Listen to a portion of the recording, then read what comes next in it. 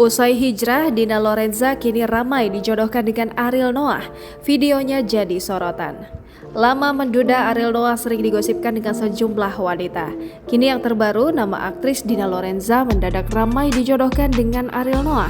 Bagaimana awal mula keduanya bisa dijodohkan? Padahal sebelumnya Dina Lorenza dan Ariel diketahui jarang mengumbar kebersamaan.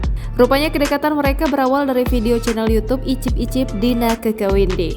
Dina Lorenza, Cut Keke, dan Windy saat itu mendatangi studio musika dan bertemu dengan para personil Noah. Ada momen Dina Lorenza salah tingkah ketika request lagu kepada Ariel. Dina Lorenza tampak grogi hingga ia salah bicara.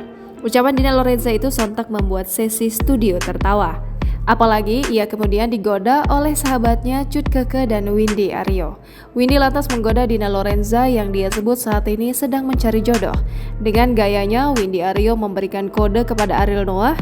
Dina Lorenza sendiri kelihatannya tak menganggap serius godaan sahabatnya itu.